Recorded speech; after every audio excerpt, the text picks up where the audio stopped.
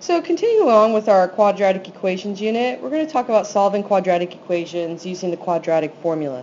Go ahead and take a moment, set up your notes, quadratic equations, unit 6A, homework 6 with the appropriate date, and then setups for questions or comments on the right-hand side of your paper before continuing on. So let's take a look at the quadratic formula.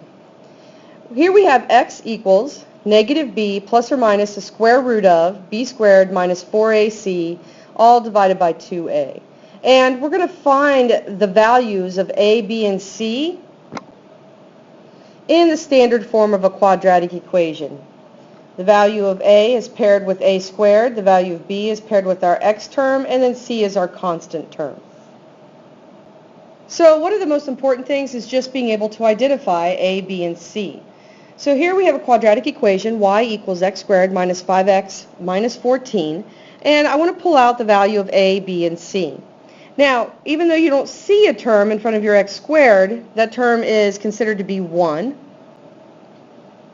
And the value of my b term, keep in mind the sign before the 5, the subtract sign, has to go with the 5. So we're looking at a negative 5 for our b term.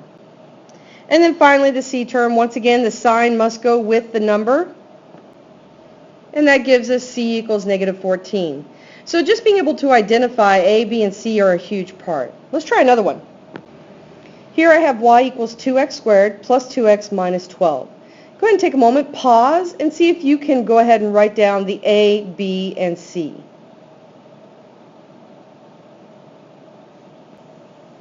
So you should have gotten a is 2. The value of b is also 2. And the value of c would be negative 12. Go ahead and try one more. Y equals 6x squared minus 12x plus 1. Go ahead and take a moment, pause, and see if you can go ahead and identify a, b, and c. The value of a would be 6. The value of b would be negative 12. And the value of c would be 1. So now that you can identify, let's see about being able to plug it into the quadratic equation and solve. Go ahead and take a moment, pause, and copy before continuing on. So here we have y equals x squared minus 5x minus 14. I'm going to use the quadratic formula to be able to find the x-intercepts or the zeros for this quadratic equation. My first step is to pull my a, b, and c out of the equation, which would be a equals 1, b equals negative 5, and c equals negative 14. And then I want to go ahead and replace my b values with negative 5, my a values with 1, and my c value with negative 14. Please use parentheses when replacing these. And so here, keep in mind I have a negative already in front, and then I'm replacing the b value with a negative 5. Now, when solving this, I know your temptation is to plug the entire thing into the calculator. Please be warned not to do that. Reminder that you want to simplify first. So a double negative simplifies to a positive. Simplify what is underneath the radical sign with one number, and then simplify your denominator to one number. So I get 5 plus or minus the square root of, this entire piece will simplify to 81, and then 2 times 1 simplifies to 2.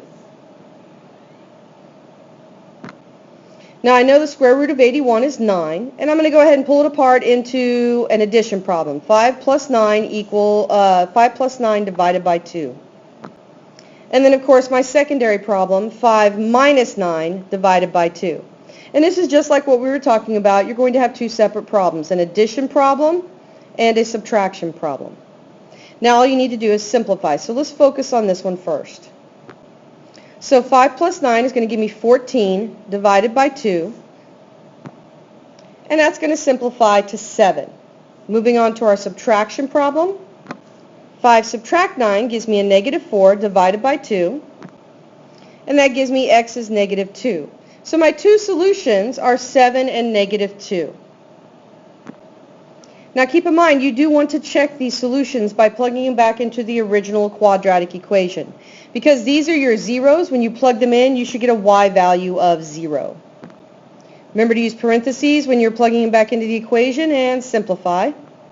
I do get 0 equals 0, which proves true. Let's take a look at plugging negative 2 in. Simplify. And it proves true. So take a moment, pause, copy, and please make sure you're asking any questions or making any comments on the side of your paper as you continue taking notes. So let's try another example. Here we have y equals 2x squared plus 2x minus 12. We're going to use the quadratic formula to find the zeros or the x-intercepts. So I identify my a, b, and c values for my quadratic equation, 2, 2, and negative 12. And I'm going to use those to plug into my quadratic equation, making sure that I use parentheses when I plug them in. Now, once I've got everything plugged in and I've double-checked, this is where I want to go ahead and simplify my three pieces. Simplify what's before the plus and minus, simplify what's underneath the radical, and then simplify your denominator. So I'm going to have three different numbers set up. So I get negative 2 plus or minus, everything underneath the radical simplifies to 100, and then 2 times 4 simplifies to 4. Now at this point, I know that 100 is a perfect square, so I'm going to move this down into two separate problems, an addition problem and a subtraction problem.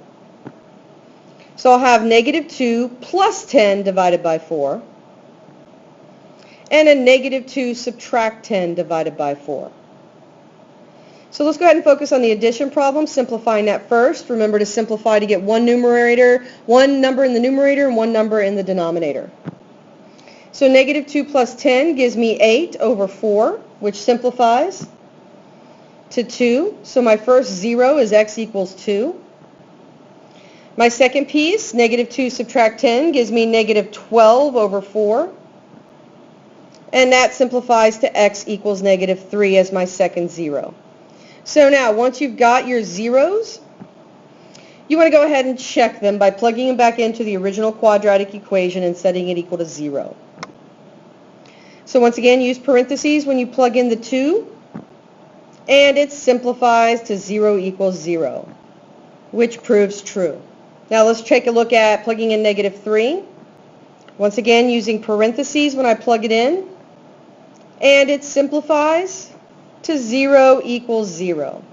So keep in mind, as you're doing this, one of the most important pieces about this is taking your time with the little pieces of math and going step by step. Take a moment, pause, copy before continuing on. Okay, so for our final example, we have y equals 6x squared minus 12x plus 1. We'll use the quadratic formula to find our zeros or our roots. I'll identify the a, the b, and the c from my equation so I can plug it into my quadratic formula, making sure that I use parentheses when I plug it in. And then once I've got this plugged in and verified, I'm going to go ahead and separate and simplify my three pieces. The first piece, plus before the plus or minus, the piece underneath the radical sign, and then my denominator. Simplify them into one number.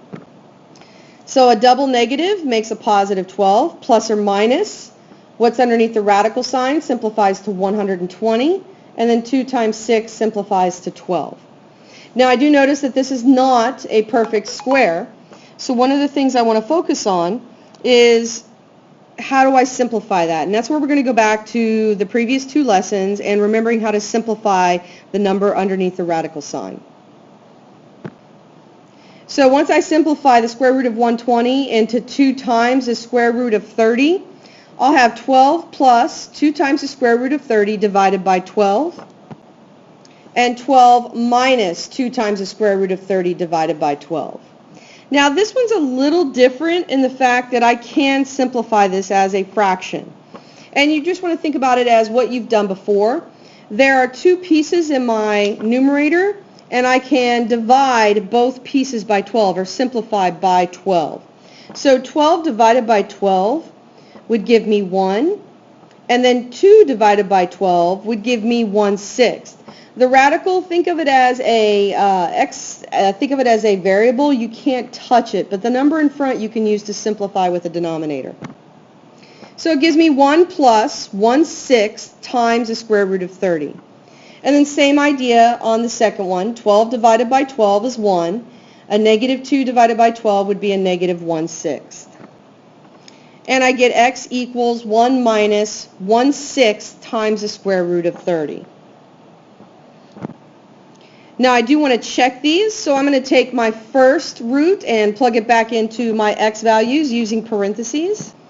So once again, I use parentheses when I plug it in, and then you basically use your calculator to verify. You can simplify in pieces, but please make sure you're careful with your order of operations. Once simplified, it does give me 0 equals 0, which proves this root true. So let's take a look at our subtraction piece. Once again, we use parentheses when plugging it back into the equation. Please make sure you're careful when simplifying. And we notice it does simplify to 0 equals 0, which does prove true. Go ahead and take a moment, pause, copy, before continuing on to your try it out. So for your try it out portion of the notes, I'd like you to go ahead and solve each equation below using the quadratic formula.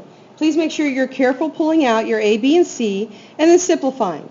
Remember that on our class website, you have access to an online calculator to help you with the simplification process. Good luck, and we'll go over the answers next class.